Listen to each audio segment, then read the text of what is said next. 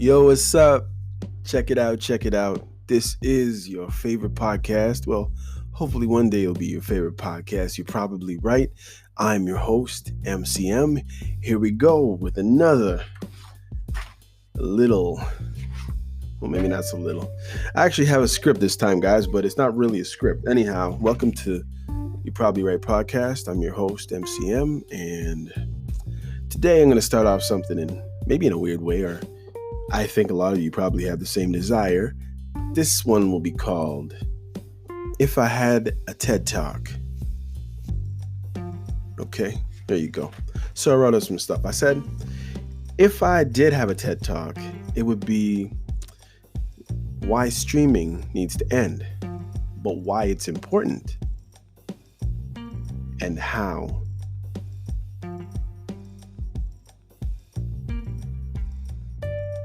In other words, streaming is important, but it needs to end at the same time. Sounds weird? Okay, listen why. Welcome to your You're Probably Right podcast. You are welcome in my house anytime. Here we go. If I had a podcast. In society, listen, is society telling us now that they don't want the best? They don't want the best of the best. Are they really playing soccer mom politics? Or should I just say soccer parent? Everybody deserves to play, really, for adults in society. Just think about that. And think about what I possibly mean by that. Really, society is getting worse and worse. It's getting from bad to worse. So I guess it's not really getting worse to worse. It's still at getting bad to worse. Everybody, and I'm trying to keep this as vague as possible so you can draw your own conclusions. Understand that when I do this podcast, I'm not sitting here and telling you some narrative that I have deep down in the recesses of my brain or my heart, and I'm trying to get these messages out to the masses so they can feel the same way or they can adopt my principles or my belief system. It's not that. But I want you to look into your life. We're podcasting together. I'm talking, you're listening. You're getting your ideas from maybe something that I say, but you can also throw my opinions to the wayside and continue to have yours or formulate yours or make yours stronger due to the fact that somebody like me speaking totally against what you think or what you believe. That's okay. So don't understand something. I'm not trying to persuade anybody when I do this podcast. And understand that this podcast is here for entertainment purposes only. So I don't expect anybody to take these podcasts as the truth of the truth. But I won't lie to y'all. Here we go. So I'm going to get on to the next part.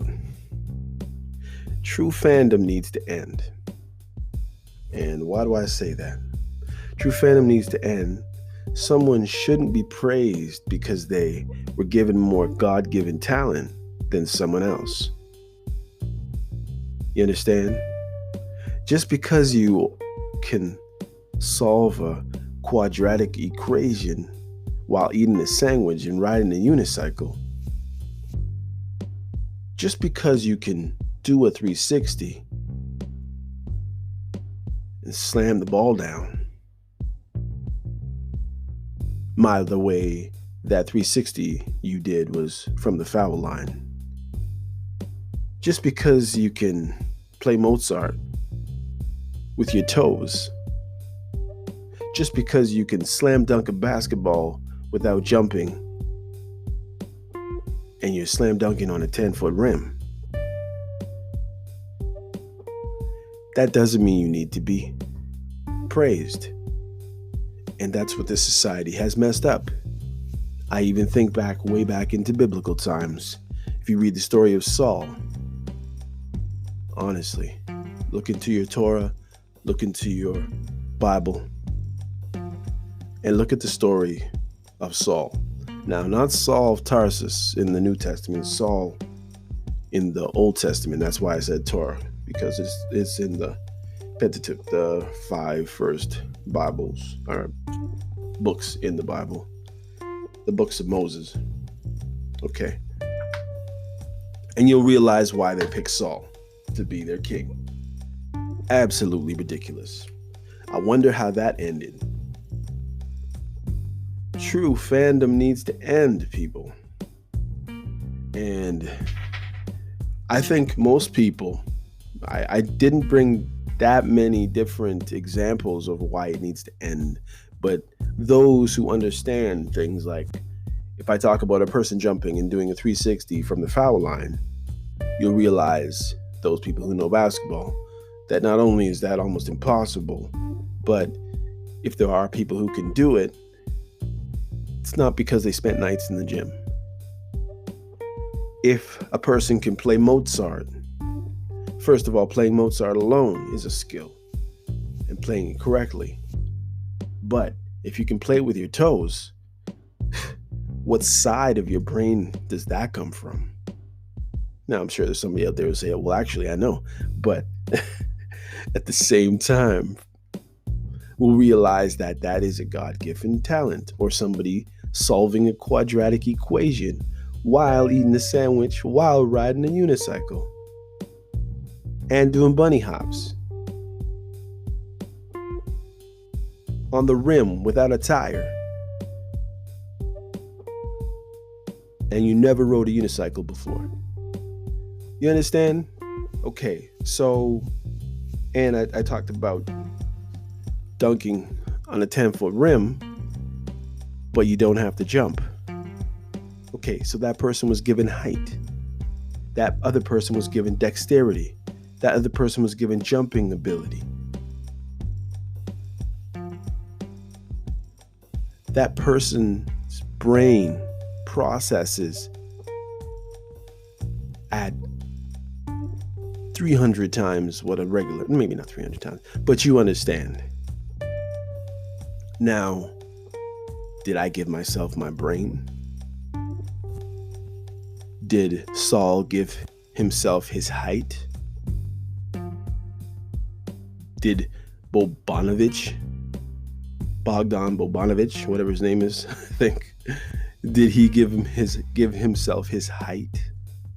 Did Vince Carter give himself that jumping ability?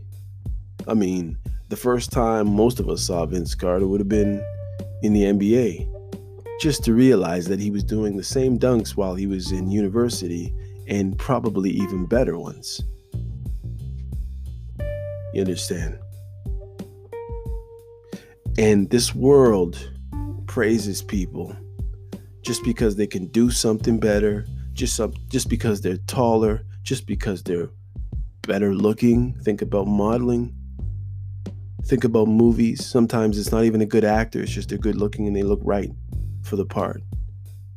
And we give these people millions and millions of dollars. Or how about the scientists that, yes, they work hard, but they were given the ability by God. But yet we praise these people. We don't praise the God that created them. It's crazy. First of all, I am somewhere, and this is a different thought now, I'm somewhere in the belief system between Jordan B. Peterson and Kimberly W. Crenshaw. I mean, you can look up those two people, but you know, I like the idea, and who doesn't, that Black Lives Matters. But how much does it matter? It doesn't matter any more than anyone else's. And why didn't they just start the phrase, all lives matter? I don't know. I mean, they talked about Black Lives Matter, but then they started talking about a whole different argument in that Black Lives Matter. But let me get back to my TED Talk. That was a little segue. So, if I did a TED Talk, it would be why streaming needs to end. Yes, streaming needs to end, but why? Is it important as well? And should we end it? I'm going to give you a little story about my experience so that you can kind of figure out this talk here that I'm doing. See, streaming is, for those of you who don't know, and I know we're 10 minutes in, and that might be weird how I did all that little yammering, but it's about to get real here. Streaming is when you, from kindergarten, decide who should sit at what table for the children, who's going to be in what class. Whether you pick all the kids that are born in January, February, March, and you put them in one class, or whether you sprinkle them around with some of the kids that are born later, like in October and November. Ask any teacher who's dealt with more than one kindergarten class, and you realize that, yeah, it does make a difference if you have all of the kids who are born in January in one class, or if you sprinkle them around. And it does make a difference on most of their performances. In other words, when you think about it, a child who is 4 years old,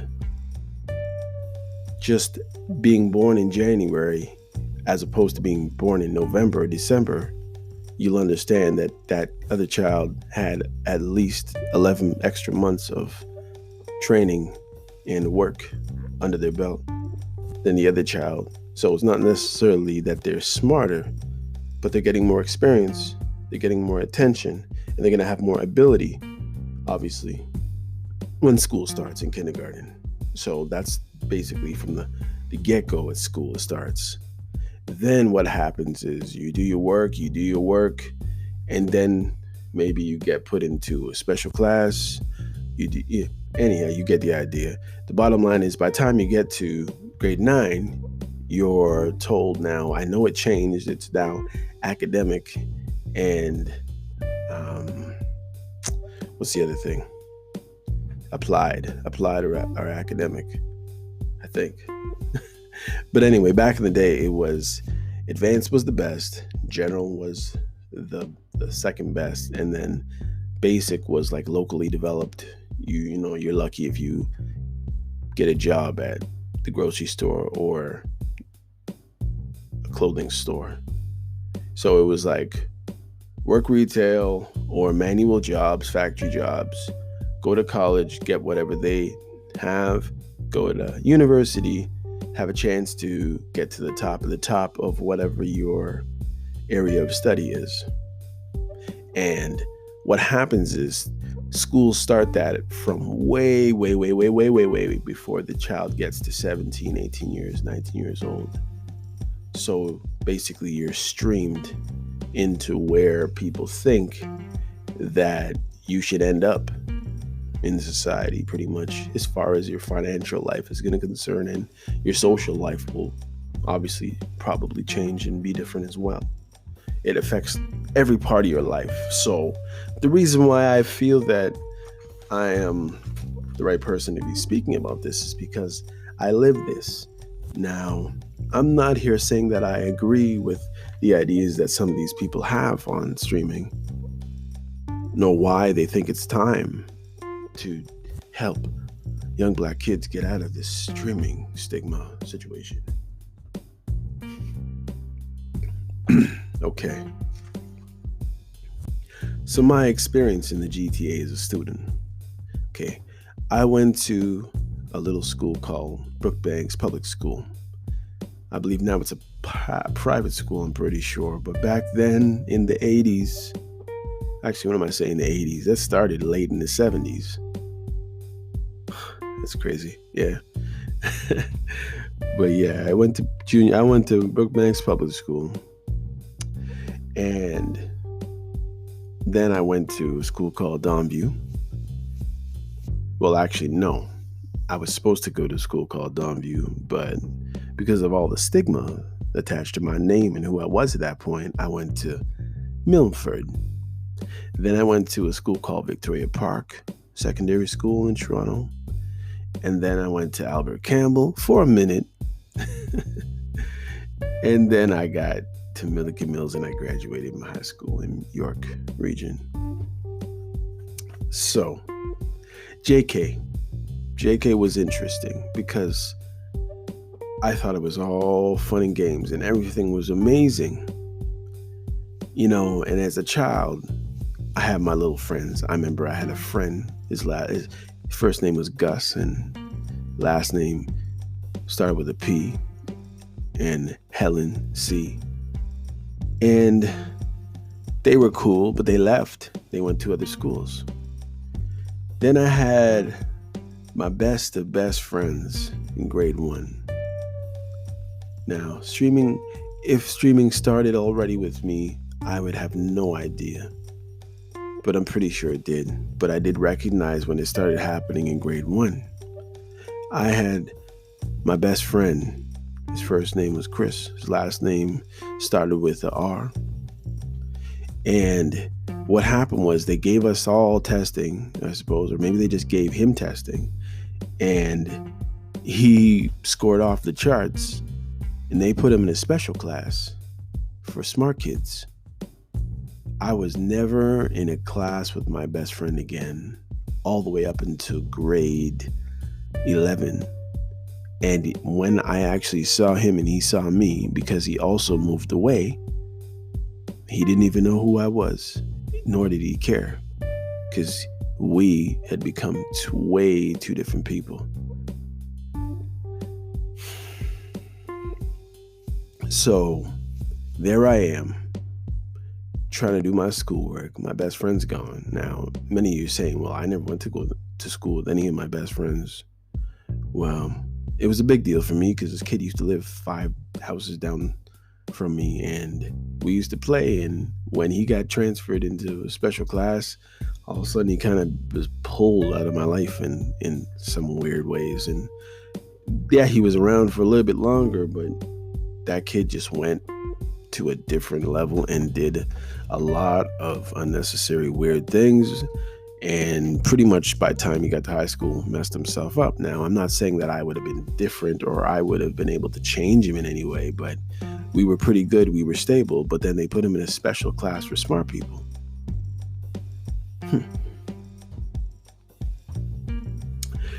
Grade 2 was okay again. I was playing around, hanging around.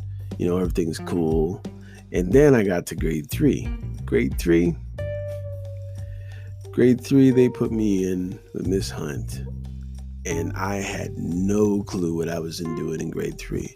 Now, I don't believe it was my aptitude or my intelligence quotient, but I really believe that the teachers were different and they were expecting 2 different things. And by the time I got to grade 3, I really had no clue of what I was doing in there. Like, I literally remember sitting down at the test saying, what am I doing? Had no clue how to do anything. I think that was the first day. I almost feel like that was the first year that I was actually reading anything. So whatever happened in grade 1 and grade 2, Lord knows. And it wasn't a big reader at home. So the only learning really I was getting would have been at school. So nevertheless, there's no point in me even explaining to you if you're not reading at home at all. And if your grade 1 and grade 2 teachers aren't really teaching you anything academically, then by grade 3, you're really going to be lost because there's a huge jump from grade 2 to grade 3. Anyhow, not to mention that when they, I guess, did some testing on me, when I got to grade 4, they put me in the special class. That was, he needs more help with his math and English. True. Then they didn't allow me to go to French, and they put me into this special class, special ed, with kids with all kinds of crazy hyperactive behaviors and anger issues and mischievous in different ways, regular or different from the regular neurotypical child. So there started my descent into whatever. Up to that point, I was a very popular kid with the average kid in my class and in my grade. But something happened that when I got put into that grade 4, grade 5, grade 6 class, which what I mean is I was in the same class with the same kids for 3 years with the same teacher who didn't like me, by the way. It was hell on earth. So I am the dude who's in the special class. Yeah, I'm stupid. Not to mention I had a bedwetting problem. And I think that was probably exacerbated by what I would go through in grade 4, 5, and 6, from being called stupid by my teacher, from being called stupid by my peers because I was in the special class. Even though when it came to playing games, of course, outside, I was above average and one of the top players on whatever sport we were playing. So I would get picked all the time, but then I would get picked on after getting picked. I would be the kind of person that could change a game depending on what team I was on. So I would always be ostracized by the team that didn't pick me because our team was generally winning. Yes, because they had me as well as the other best player. Grade 7 and 8, again, in the special class, in a different school, because I was so ostracized at that school for my education prowess that I ended up changing schools. Instead of walking 15 minutes to school, I decided to go to a school that took me no less than 40 minutes to walk to, just to get away from the psychological bullying of being in special ed. Now, grade 9 was okay. Until, of course, I met back up with the kids from the school that I avoided going to were there, but they were pretty subdued as far as recalling and going back to stuff that we would talk about when maybe we were 11 or 12. Not to mention I was bigger and I had different friends, so there was no point for most of them. Grade 10, 11, it was sports. I played football, I played basketball, I played soccer. If we had a swim team, I would have been on there, and I was eventually on the athletic council of our school. And then I left and I went to a different school. You know, I did what I could do in grade 12, but it didn't really work out. I was already stuck in the world of general. So basically, if they put you in special ed, then they're also going to tell you to do general classes, which would have been, of course, I told you, the middle tier of education. And yes, you can go to college and get to university, but you have to do it in a roundabout way because they totally disqualify you. And that is, the universities totally disqualify people with only general education or applied education, if you understand what I mean. So I said this in a meeting, and this is about streaming. And the result I got was funny. Because the new push is that ABR, there's going to be no bullying, shouldn't allow bullying. If you stand on the side while somebody's being bullied, or there's anti-black racism against people who are black and you're there and you don't do anything or say anything, then you're just as bad. Well, listen to this. This is something I wrote. As with the initiative of ABR, I wonder how the board is going to deal with this when there will undoubtedly be a lot of subtle pushback from staff, because they're going to be wondering, how do I teach this kid? He has no business in an highly educated form of whatever this course is, whether it be math or English. They just need to learn the basics, and maybe we can push them along later, right? entitled families are going to fear that their child's future is going to be kind of messed up because the teacher is going to have to spend more time with the children who just honestly have no clue. Now, I am elaborating on some of this thinking, so understand I didn't put all this, but I said this to a group of people. Not to mention teaching by ill-equipped staff who they themselves are a product of streaming. So could you imagine somebody who is a product of streaming, now all of a sudden they're told, we're not doing streaming anymore, so help out little Jonathan with his calculus. Meanwhile, you didn't go to calculus, you just took regular grade 12 math or grade 12 or college math. There's no way you're doing calculus in those courses. Things like culture, after school education for those who with privilege. And you know what that is, right? In other words, there's kids who go to after school programs to learn, but they go to these after school math classes like Kumon to get ahead, to understand better, not to stay on par, not to get caught up.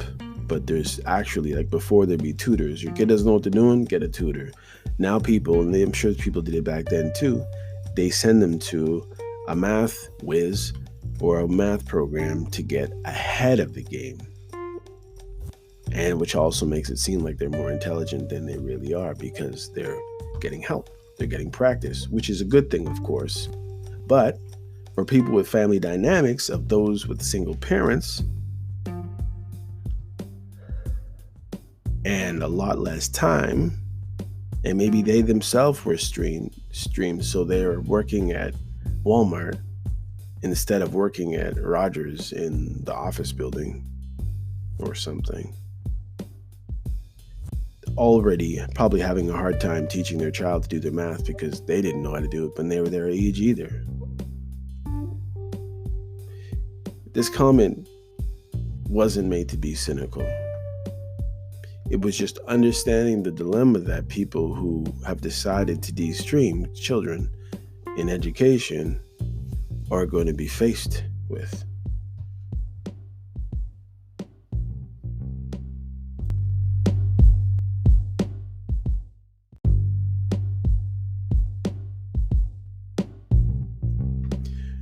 I mean, yes, there should be something to help kids catch up. You know, some kind of different summer school maybe. But the problem with that is being a kid who went to summer school is it was like being picked for a bad team. Now, usually, you're playing a game and you got 11 guys, or you got 10 guys and you're going to play hockey.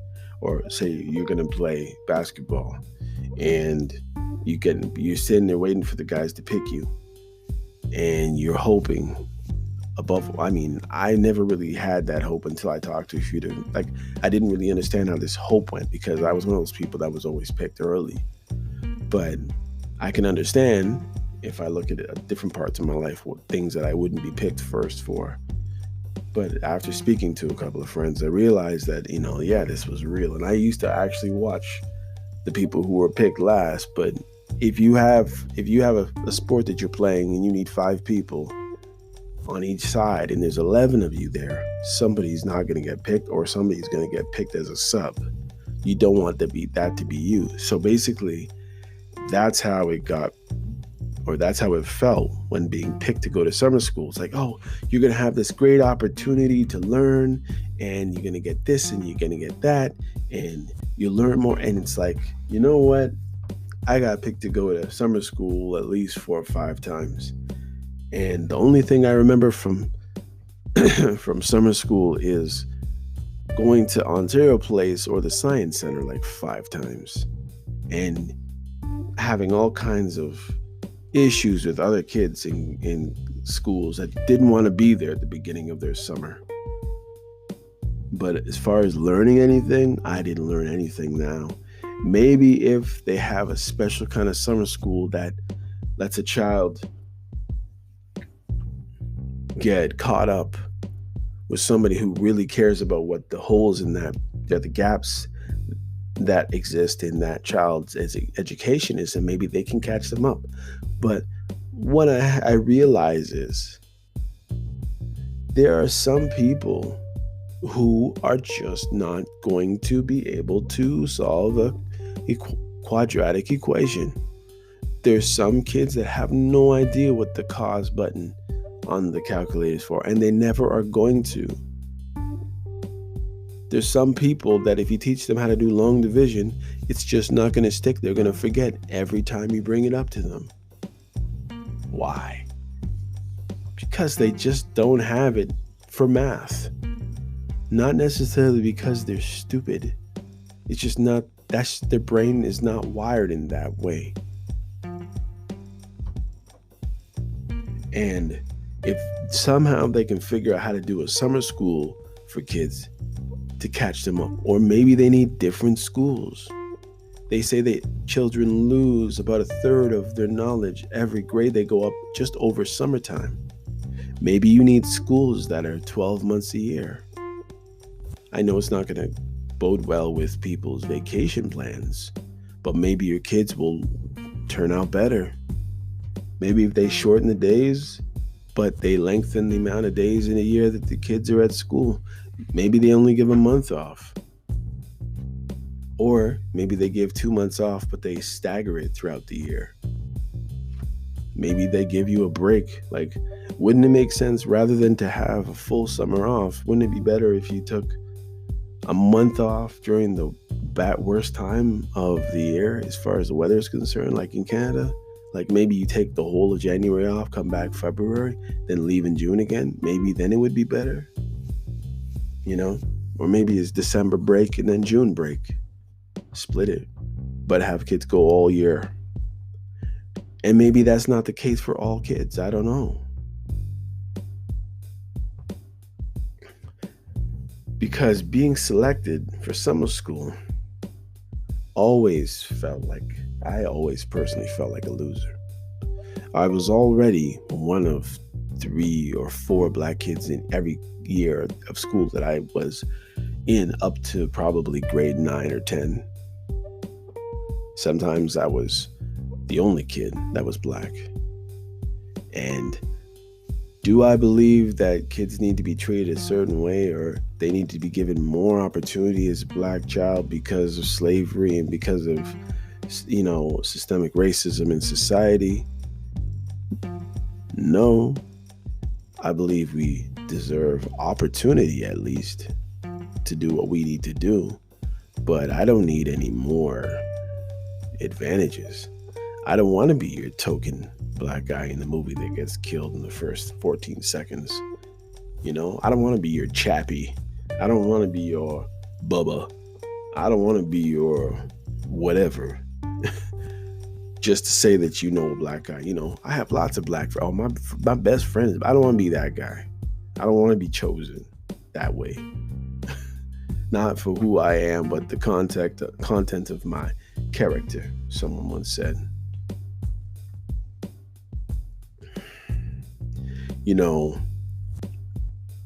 The difficult time that I had in school had a lot to do with being in special ed.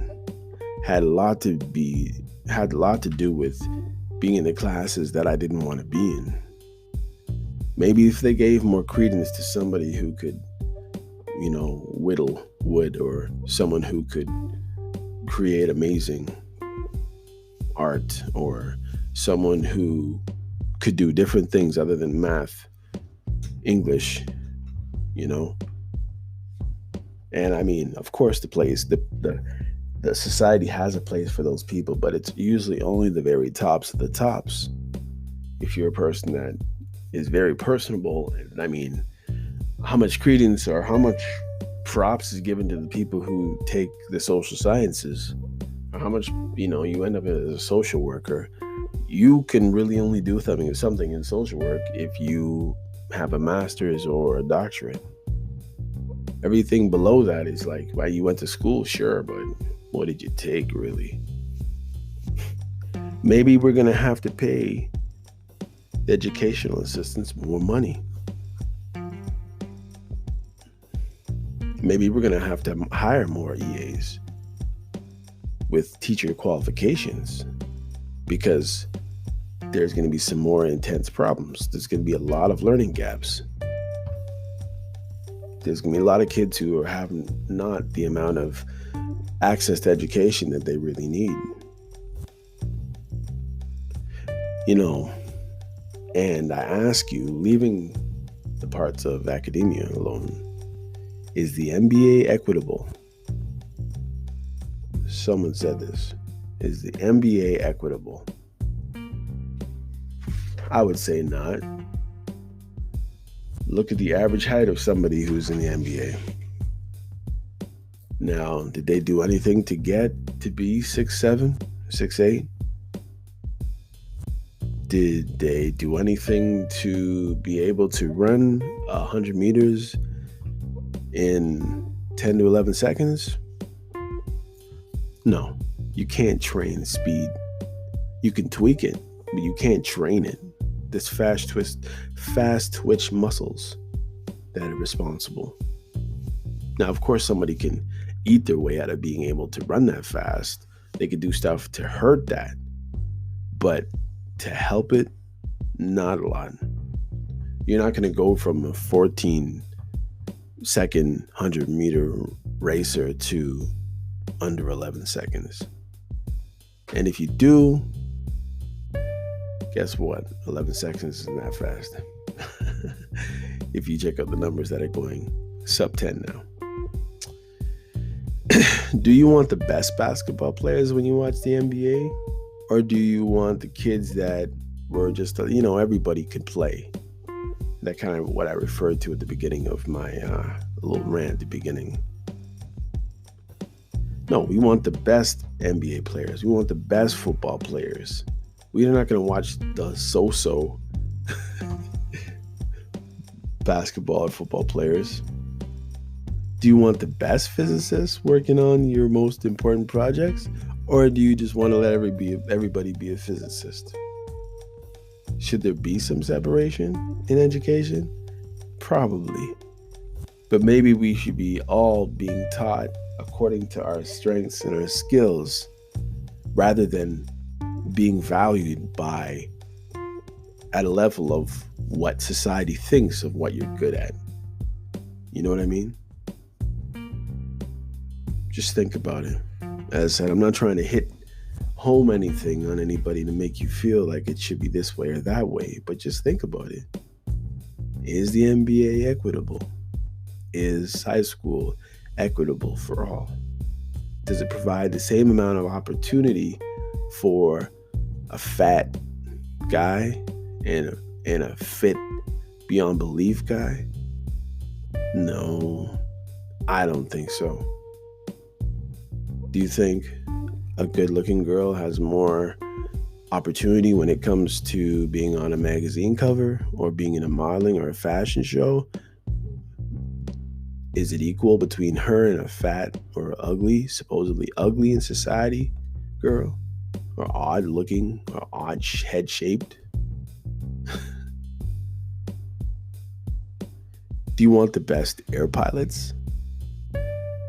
Or do you just want, we just want to give Johnson a try? Come on.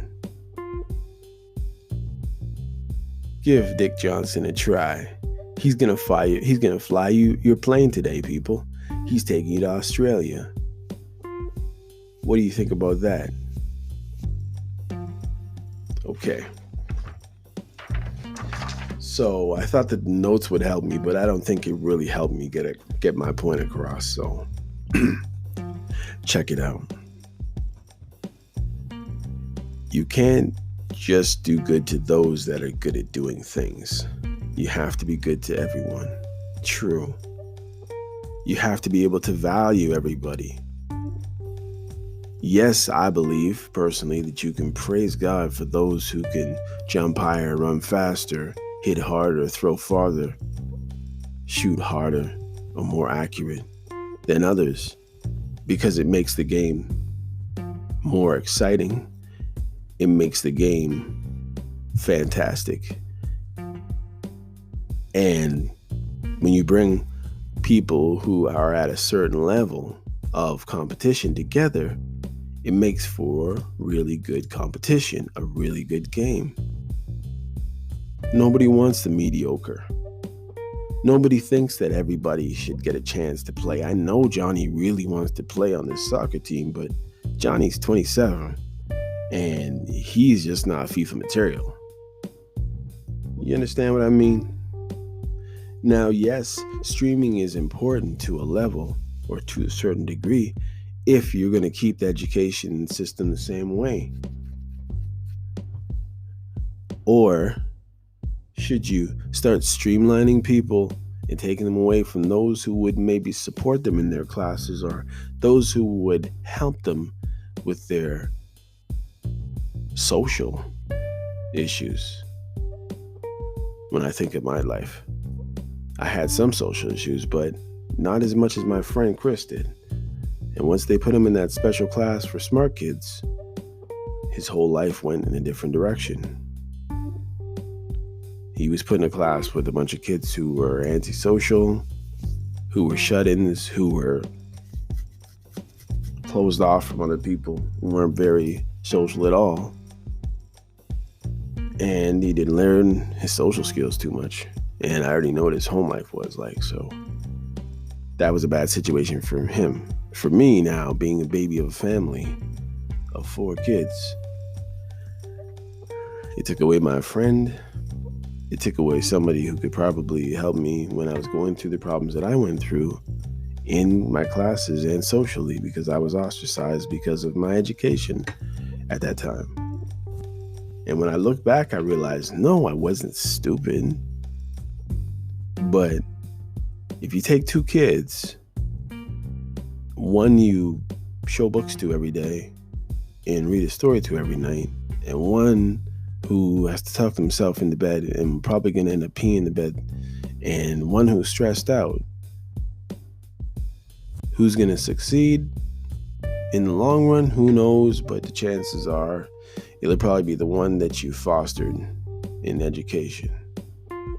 So I hope when they decided to they decide to de-stream, it's not mixed in with this anti-black racism at all. It's not into everybody deserves the same thing, or everybody should have the same job or play on the same team at a high level, when we're not all equipped to do the same things. We don't all have the same aptitude or propensity to do certain things. I don't think that's how life should be. And they got to figure it out differently. I think they should go back to advanced and basic. But the way that they presented to the families and the students, especially a family like mine that were, immigrants, didn't understand how the system goes and didn't understand how much they needed to fight for their children, that they thought that when they came to this glorious place called Canada, that the system wasn't pitted against your child, which my parents didn't know. They were ignorant of the fact of what really happens.